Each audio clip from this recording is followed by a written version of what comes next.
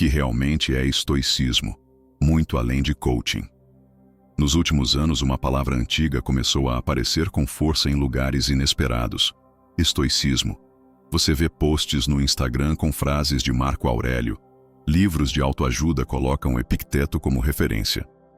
Coaches e palestrantes usam o termo como se fosse uma nova fórmula de sucesso. Parece que de repente todo mundo fala sobre ser estoico. Mas a verdade é que, apesar da popularidade, quase ninguém entende o que realmente significa viver essa filosofia. E é justamente aqui que precisamos parar. Porque se você acredita que o estoicismo se resume a frases de efeito, você está reduzindo uma das filosofias mais poderosas da história a simples slogans motivacionais. O estoicismo não nasceu para ser um adesivo de carro ou uma legenda de selfie. Ele nasceu para ser um manual de sobrevivência diante do caos. Pense nisso. Roma em chamas, pestes devastando cidades, guerras destruindo impérios, escravos sendo vendidos em mercados. E no meio desse cenário, homens e mulheres comuns buscavam respostas para uma pergunta que continua atual: como viver bem em um mundo cheio de sofrimento e incertezas? O estoicismo foi a resposta. E sabe o que torna essa filosofia única? Ela não se importa com o que você acredita sobre deuses, política ou status social. O estoicismo não exige templos, rituais ou dogmas. Ele exige apenas uma coisa: coragem para olhar para si mesmo e assumir o controle daquilo que depende de você. Quando coaches modernos falam em estoicismo como se fosse apenas resiliência ou não demonstrar emoção, estão mutilando o coração da filosofia. O estoico verdadeiro não é frio, nem insensível. Pelo contrário, ele sente tudo, mas escolhe como responder. Ele sofre, mas transforma o sofrimento em treino. Ele é criticado, mas não entrega sua paz ao julgamento alheio. Epicteto, que nasceu escravo, dizia aos seus alunos: você não controla os eventos, mas controla sua mente diante deles. Marco Aurélio, o imperador mais poderoso do mundo, escrevia para si mesmo: você tem poder sobre sua mente, não sobre os acontecimentos externos. Perceba isso e encontrará força. E Sêneca, cercado de intrigas e à beira da morte, deixou registrado: não é que temos pouco tempo, mas que desperdiçamos muito. 3 homens, 3 contextos, 3 vidas totalmente diferentes. Mas uma mesma filosofia. E é isso que torna o estoicismo tão universal. Ele funciona para quem governa impérios, para quem nasce escravo e para quem tenta sobreviver às pressões do mundo moderno. Este vídeo não é para repetir frases de efeito. Ele é para mostrar a você o que realmente é o estoicismo, muito além de coaching e autoajuda barata. Vamos explorar as origens dessa filosofia, seus mestres, seus princípios e, principalmente, como aplicar de verdade no século XXI. Você vai entender por que o estoicismo não é sobre suprimir emoções, mas sobre direcioná-las. Não é sobre ser duro, mas sobre ser sábio. Não é sobre resistir por resistir, mas sobre transformar cada obstáculo em caminho. Prepare-se, porque vamos mergulhar em mais de 2000 anos de sabedoria condensada em uma jornada prática. E quando chegar ao final, você terá clareza para nunca mais confundir o estoicismo com frases rasas. O que começa agora é um guia para viver, não apenas para entender. Capítulo 1. As origens do estoicismo. Para entender o que realmente é o estoicismo, precisamos voltar mais de 2000 anos no tempo, para uma Atenas que já não era a mesma do auge de Sócrates e Platão.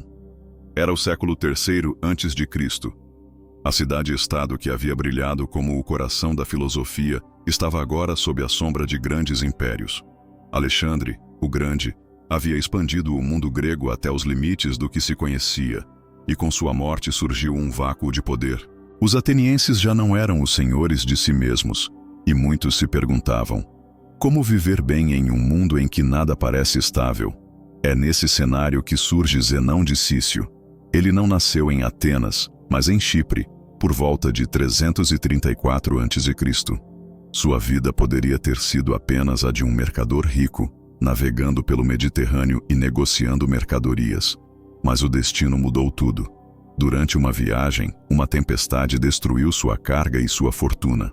Sem nada, Zenão encontrou-se na cidade de Atenas, procurando sentido para sua existência. É curioso. O estoicismo nasce, literalmente, do naufrágio.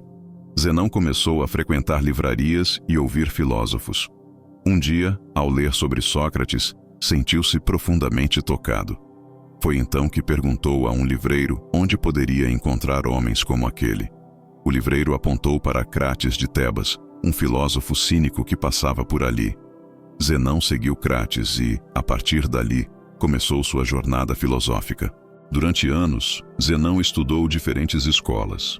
O cinismo de Crates, a lógica dos megáricos, a metafísica dos platônicos, mas algo nele pedia uma filosofia que fosse mais prática, mais próxima da vida comum.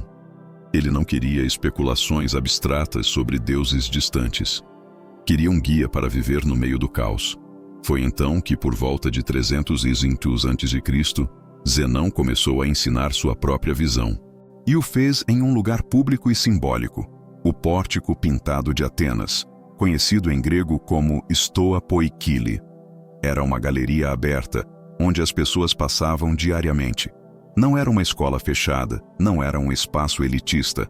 Era o coração da cidade. Daí vem o nome estoicismo, da estoa, o pórtico. Uma filosofia nascida não em torres de marfim, mas no meio do povo. O que Zenão ensinava? Que a felicidade não depende da fortuna, nem da fama, nem da saúde. Ela depende apenas da virtude, ou seja, viver de acordo com a razão e a natureza. Que existem coisas que podemos controlar nossas escolhas, nossos julgamentos, nossas ações e coisas que não podemos, riqueza, reputação, eventos externos. E que a sabedoria consiste em focar apenas no que depende de nós. Esse ensinamento era radicalmente prático. Não se tratava de teorias abstratas sobre o universo, mas de uma maneira de viver que qualquer pessoa, do escravo ao imperador, poderia praticar. Com o tempo, os discípulos de Zenão continuaram o trabalho. Cleanto, seu sucessor, escreveu hinos à razão universal, mostrando a beleza de viver em harmonia com o cosmos. Crisipo, outro grande estoico, sistematizou a lógica e transformou o estoicismo em uma das filosofias mais completas da antiguidade. Séculos depois, quando Roma conquistou a Grécia, o estoicismo atravessou fronteiras e se tornou parte da alma romana. E foi ali, em meio a imperadores, senadores e cidadãos comuns, que essa filosofia floresceu de novo. É importante lembrar que o estoicismo não surgiu em um tempo calmo. Ele nasceu em uma época de instabilidade, de mudanças bruscas, de incertezas. Exatamente como hoje. Talvez seja por isso que essa filosofia continua tão viva. Porque ela não fala apenas ao filósofo em sua escrivaninha, mas ao ser humano em meio às crises. Imagine-se em Atenas, caminhando pelo Pórtico Pintado. O sol bate nas colunas coloridas, mercadores passam com suas mercadorias, soldados discutem sobre política, escravos carregam cestos. No meio desse movimento, um homem fala sobre serenidade, sobre como não depender das coisas externas para ser feliz, sobre como cultivar uma fortaleza interior. Esse homem é Zenão. E essa cena, de mais de 2000 anos atrás, poderia acontecer hoje, em qualquer praça do mundo. O estoicismo nasceu para ser vivido no cotidiano, nas pequenas escolhas, nos julgamentos diários, nas respostas que damos ao inesperado. Não nasceu como teoria distante, mas como prática urgente. E aqui está uma reflexão importante. O estoicismo não teria surgido se Zenão não tivesse perdido tudo. Foi a perda, o naufrágio, a queda, que abriu espaço para uma nova forma de pensar. Isso nos ensina que muitas vezes é no meio do caos que nasce a clareza. Capítulo 2. Os grandes mestres estoicos. Aqui exploramos 3 gigantes: Sêneca, Epicteto e Marco Aurélio. Sêneca, o conselheiro de Nero, vivendo entre riqueza e perigo político. Suas cartas a Lucílio não eram teorias, mas conselhos práticos sobre como viver diante da morte, da ambição, da perda. Ele falava sobre o tempo como bem mais precioso que o ouro. Epicteto, nascido escravo, sem nada além da própria mente. Ele não controlava onde vivia, o que comia ou se seria açoitado. mas descobriu que ninguém podia controlar sua forma de pensar. Seu manual é um guia direto, quase militar, para quem quer libertar a alma mesmo em cadeias. Marco Aurélio, imperador de Roma em meio a guerras, pragas e traições. Sua obra Meditações não foi escrita para publicar, mas como diário pessoal. Ele escrevia para lembrar-se de não se perder em meio ao poder. Ele é o símbolo de que o estoicismo funciona tanto para escravos quanto para imperadores. Comparando os três, Sêneca mostra como lidar com o luxo sem perder a alma. Epicteto mostra como lidar com a escravidão sem perder a liberdade interior. Marco Aurélio mostra como lidar com o poder sem perder a humildade. Juntos, eles mostram que o estoicismo não é para um tipo específico de pessoa, mas para qualquer um. Capítulo 3. O estoicismo mal interpretado. Hoje vemos uma avalanche de frases como seja estoico, usadas como sinônimo de não demonstre sentimentos. Mas isso é uma distorção. O verdadeiro estoico sente. Ele não reprime emoções, mas as canaliza. O problema não é sentir raiva, medo ou tristeza, mas ser escravo dessas emoções. O coaching superficial pega apenas a casca, disciplina, produtividade, frases de impacto, mas esquece o núcleo, virtude, razão, clareza. Aqui mostramos exemplos modernos de distorções. Usar o estoicismo apenas para render mais no trabalho ou aguentar abuso em silêncio. Isso não é filosofia, é manipulação. O estoicismo é muito mais do que aguentar calado. É viver com dignidade, escolhendo o que está sob seu controle. Capítulo 4. Os princípios centrais estoicos. 4 fundamentos que sustentam toda a filosofia. Dicotomia do controle. Separar o que depende de nós, ações, julgamentos, escolhas, do que não depende, opiniões, eventos, destino. Virtude como bem supremo. Não é dinheiro, saúde ou poder que definem o bem viver, mas a virtude, sabedoria, coragem, justiça e temperança. Indiferença seletiva, riqueza, fama, prazer, dor. Todos são indiferentes. Não aumentam nem diminuem o valor da alma.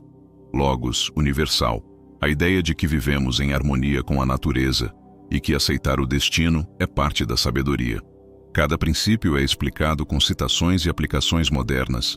Crises financeiras, críticas online, problemas familiares. Capítulo 5. O estoicismo. Como terapia da alma. Antes de Freud e da psicologia moderna, os estoicos já praticavam algo parecido com terapia cognitiva, reestruturar pensamentos. Epicteto ensinava a questionar crenças automáticas. Isso é a base da terapia cognitivo-comportamental, TCC. Exercícios estoicos, diário noturno, ensaio negativo, meditação sobre a morte, memento mori. Objetivo: não eliminar emoções, mas criar uma mente lúcida que escolhe como reagir. Mostramos paralelos com psicólogos modernos que citam o estoicismo como base da TCC. Capítulo 6. O estoicismo no mundo moderno. Como aplicar os princípios estoicos hoje? No trabalho, lidar com críticas, metas e pressões sem perder a calma. Nas redes sociais, não se deixar levar por comparações e ódio online. Nos relacionamentos, amar sem apego doentio, aceitar a impermanência. Na saúde mental, reduzir a ansiedade ao focar no que se controla. Em crises, perder emprego, enfrentar doença ou fracasso sem perder a dignidade. Inclui exemplos reais de pessoas modernas, empreendedores, atletas, artistas, que usam ideias estoicas. O que é realmente o estoicismo? Não é coaching, nem autoajuda barata. É uma filosofia para viver bem diante da dor, do caos e da incerteza. Ele ensina que não controlamos o mundo, mas controlamos nossa mente. Que não é riqueza ou fama que trazem paz, mas virtude. Que cada obstáculo pode se tornar caminho. Sêneca, Epicteto e Marco Aurélio provaram isso em suas vidas. E agora, cabe a você escolher se vai apenas citar frases de efeito ou se vai viver de verdade como um estoico. Escreva nos comentários. Eu escolho viver o estoicismo de verdade. Esse será seu compromisso público.